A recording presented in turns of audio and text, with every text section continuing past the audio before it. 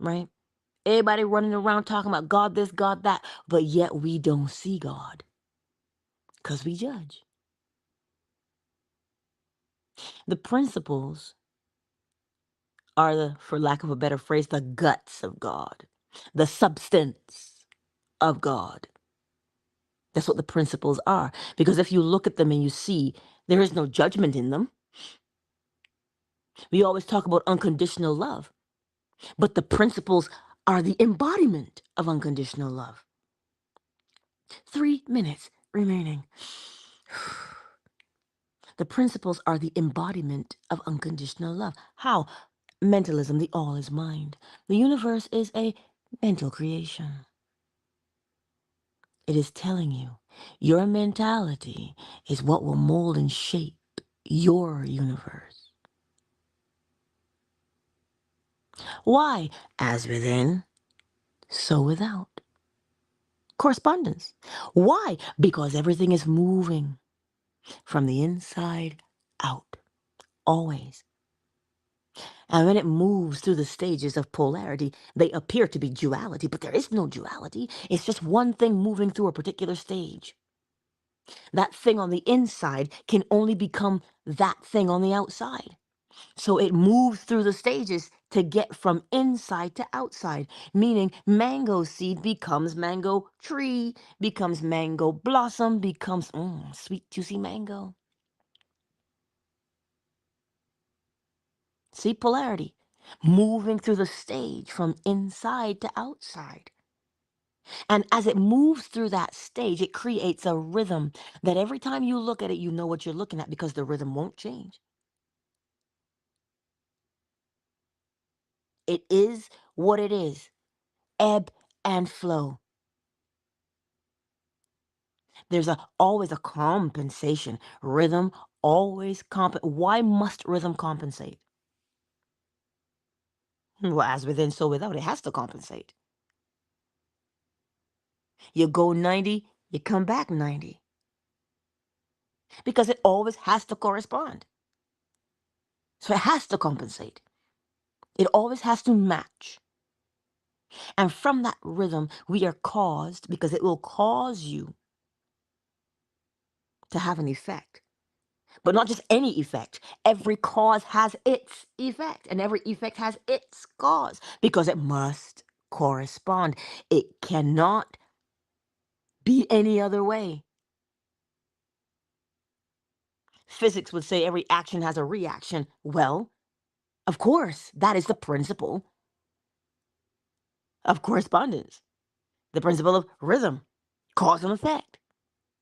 But then, finally, the principle of gender, the ability to generate an idea and then embody it. To generate the idea is masculine, not male.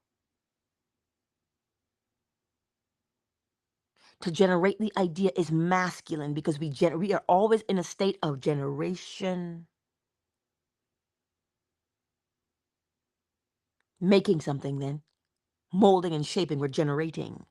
And then we embody that which we generate, which is feminine, to give body and shape to. So when you see those principles, where in there does it say you can manipulate this thing? You can't manipulate it because every cause has its effect and every effect has its cause. So you can't fool it. You can't trick it. You just get to choose the effect that you want, the outcome, the feeling you want to have is what you choose. And people say, well, that's not true.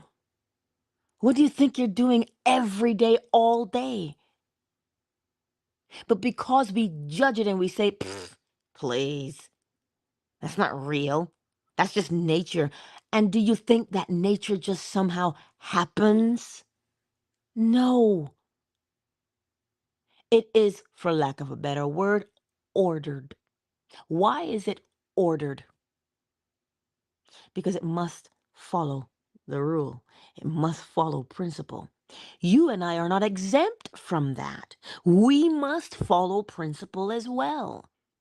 But because when we think about habits. We think about the way we were raised. The way we were raised is a generation. Hello. We say a generation is 20 years. Listen to the word generation. We generated something and then we embody it over and over and over 20 years. And we say every generation something changes, right? So you don't judge it. You just simply observe it and do what it says. It's simply telling you what you have within yourself is what you will experience. But what do you have within yourself? Well, that comes by way of your attitude. So the attitude has a feeling attached. And here we are trying to suppress it. Boys don't cry. Oh my God, girls are so emotional. A male has to respond according to his physiology because of cause and effect. Testosterone causes males to behave in a particular fashion. And in smaller amounts, testosterone causes women to behave in a particular way. A woman, female, will behave according to her physiology. Estrogen makes us cry because it's like prolactin. When you're pregnant, all the joints begin to relax. Why? Because you got to get the baby out. Can't do so with tension, so they relax. So we behave according to, we have the corresponding behavior to what we are physiologically. So when we judge and we say men don't cry, you got to man up and rub some dirt in it. Hello? Do you see how much, quote unquote, it's not even that it does harm? Because harm would be the judgment. The moment you say what you say regarding men or regarding women, now they have to behave according to that. So when you hear a scripture that says, train up a child in the way it should go, and it will not depart from it, do you know why?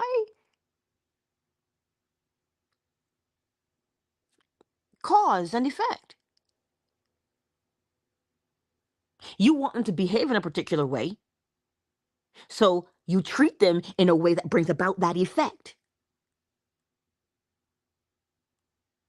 This is why. But then people say, why you got to use the Bible all the time? It's not relevant in this day and age. See that judgment? Look at where it is coming from. It's coming from a place of pain, anger. People will shut themselves off from hearing anything if you mention scripture. But here's the beauty. All men awaken in their own time. I cannot beat you with the word. Trust me, my grandmother tried. I can't beat you with it. But don't think for one moment that you escape it. It's nothing that you'd want to escape. It is freedom. Why is it freedom? Because it teaches you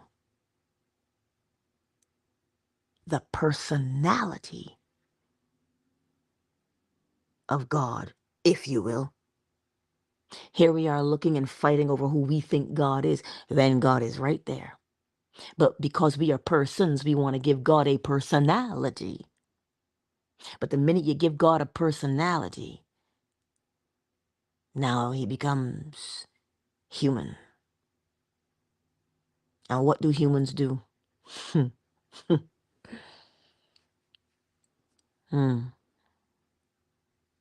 Let God be what it is. And you will always see God through those principles. Shows you itself every single day. But then you hear, be imitators. Oh, so how does one imitate? By deliberately living those principles and not judging As Neville Goddard would say, you may have started behind the 8 ball. You may have. Shoot, you may have had a golden spoon, silver spoon, a copper spoon. You may not have had a spoon at all. It is irrelevant. The beginning of you. The moment you become aware of yourself, you can now change your trajectory. This is what the principles will help you to do if you apply them. So how does one apply them? And I will close with this because I am way over time this morning. Step 1. Identify your present circumstance. Where are you? Because when you can see where you are, in other words, what has you so unhappy? What part of your life you're like, oh, I don't want to be there? Well, then, okay, great. If you don't want to be there, where do you want to be? What do you want to be? It does not matter what it is. Don't be in my chat talking about, but what if I want to be whatever? You know when you're taunting, and I'm not about to be taunted, right? Because I know, I get it, I understand. What is it that you want to be? There's something that is within you, and you want to experience it. And it is a beautiful thing. It uplifts you, and it uplifts, because it uplifts you, it will uplift your surroundings. As within, so without. Hello? What is that thing? Just simply name it. Don't judge it. Do not muddy the water talking about, but look at how old I am. I don't even have any connections. I don't know anybody. I don't have any money. That is a judgment. Don't judge it. Just simply answer the question. Okay? Just answer the question, okay? What do you want to be? Where do you want to go? What do you want to do? That's all the same question. Now that you've answered that question, what would you be doing in this world right now if you were that thing? What would you be doing? You would be doing something that would say, oh, yeah, I made it. How you know you made it? Because you'd be doing the thing. What is that thing? Well, I don't know what that is. Then take your time until you come upon it. Well, I'd be doing this. Wait, no, I'd be doing that. No, wait. Maybe I'd be doing this. Only you would know what that thing is because it has to correspond to what you say you want to be in step 1. So now that you've seen that thing that you would be doing, you begin to experience it. But where? Within. You see it in your mind's eye, like the dancer. 1, 2, cha, cha, cha, right? You're the dancer in the mirror. So you're rehearsing this thing in the mirror, in your mind's eye. And you say, yeah, you know what? That is exactly the feeling. That's exactly what I'd be doing. And that's exactly how it would make me feel. And you keep practicing it in your mind's eye over and over again until that feeling just, you embody it. Like an actor rehearsing their lines. Over and over and over and over and over till you Leonardo DiCaprio those lines. Till you Jack Nicholson those lines. The truth, you can't handle the truth. You know what? I'm gonna stop. Embody it until it leaves that impression upon you, because that's what it's doing. It is leaving its mark upon you. Like a dog who pees at the hydrant, it's leaving its mark on you. I could say that scripture with Mark, but you know what? Oh Lord, somebody's awake.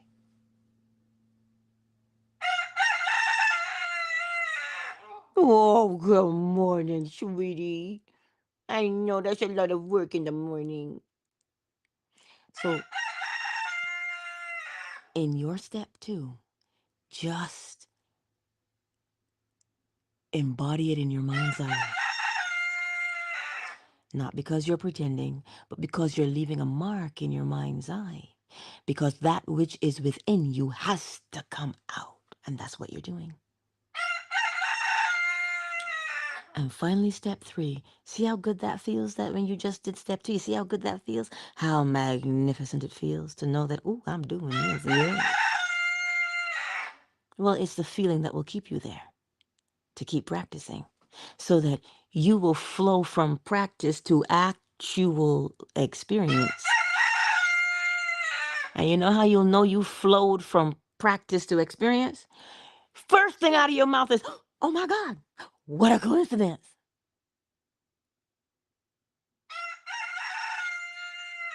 Your external experience coincided with what was going on the inside. Coincidence. It is the principle of correspondence. That is how you do it.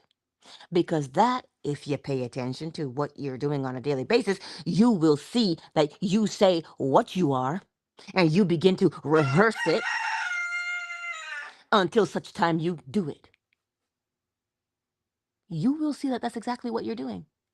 But don't do it willy-nilly with your eyes shut. No, do it deliberately. Because that's where your power is, always in your deliberate action. When you go back to scripture, let there be light. That was not willy-nilly, that was deliberate. Let there be. That was deliberate. It was not willy-nilly. It was not, oh, shoot, I fail. No, that was deliberate. Anyhow, I trust that that somehow made sense to you today. So that when you go through the day, okay, start to encourage yourself with, wait a minute, as within, so without, hello. As within, so without. And you know, I've often wondered, every time Little Bit crows and sometimes he's at the wall, I say, child, your eardrums. You know what I learned yesterday? Roosters have a membrane surrounding their eardrums. Why? Because when they crow, it is about 130 decibels. Ow! Do you know what 130 decibels is? They equate it to standing next to a plane as it takes off. Yeah. And every day I live with that. Every day I live with that. And I marvel at it. So, my beautiful friends, today as you go out into the world, you see, it's not random.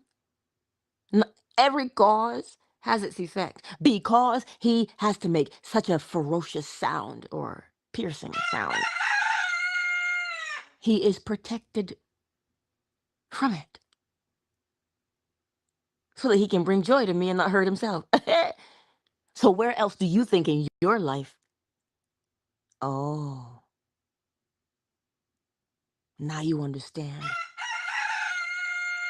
how the body works now, right? Hydrochloric acid in the stomach. Yet it doesn't erode. Why not? Because you have a thick mucosal lining in there. You need the acid to break your food down from big particles to small ones. So you can do what? Absorb. Cause and effect. So when you marvel at how beautiful the body functions, recognize that it is the principle of cause and effect at work. And you'll begin to understand your body much better. So you see, my beautiful friends, the principles are everywhere. Everywhere. And we have a fancy word for the principles. We call it science. But what is science if not the observation? So what are you observing? The principles at work every single time. Everything. Anyway, I love you. Who's here? Melly Mel, ow. I see you in these YouTube streets. Oh, it's symmetric. Hey, girl. I see you in these Twitter streets. Moon and Dolphin Duck. Aw, Dumpling is on the farm, and he's so cute and little. And Dolphin, you know what? Dumpling loved cuddling, and I learned that yesterday. I only spent a couple minutes with him, and he loves to cuddle. I don't know what it is. It's a boy or a girl, but Dumpling is just so cute. So now that I'm talking about Moon, and a funny thing, I brought Dumpling into the house in the box. Oh Lord. As soon as Lil Bit saw that box, he made a beeline for that box. He didn't know what was in it. He felt what was in it. I said, oh. And it was interesting because Moon, you triggered Dolphin Duck, right? So I got to tell you about it. Very interesting. I presumed that lady being what she was, she would have taken to the duckling. No. Perhaps maybe I didn't give her enough time, but I had the duckling in my hand. And I brought the duckling a little bit closer to her and a little bit closer. She pecked my hand. And I thought, you know what? Perhaps, perhaps that's not good. So I just let her be, you know. She didn't move off her egg, nothing. Because she's otherwise fully engaged. Right? To the point where she won't eat. I have to take that food to her. She will not get off that egg. No. So singularly focused, right? But anyway, Miss McQueen. I got a picture of Popcorn. Ooh, girl, he is looking so sweet. Yes, he is. Richard's in the house. And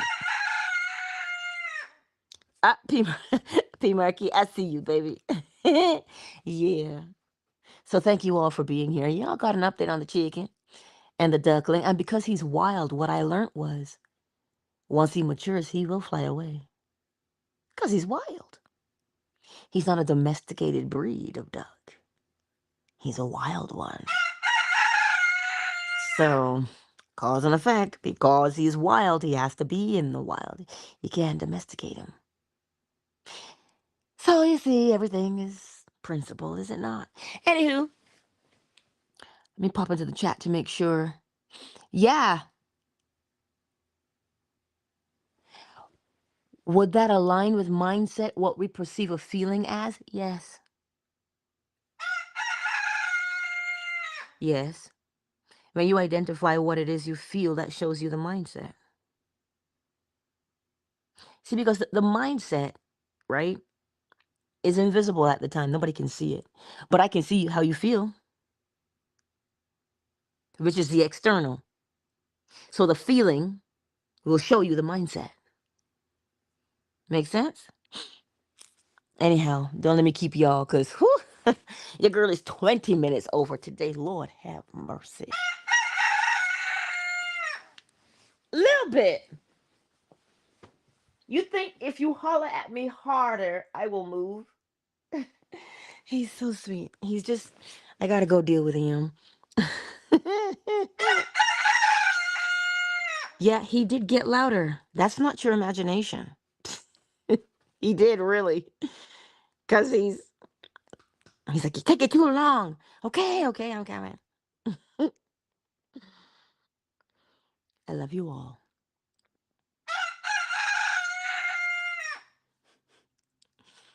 Practice. Okay? Practice. Practice. After all, that's how come he got so proficient at crowing. He practiced. Because it came out of him one day, and when you first hear them crow, it's the cutest thing ever. But as they mature...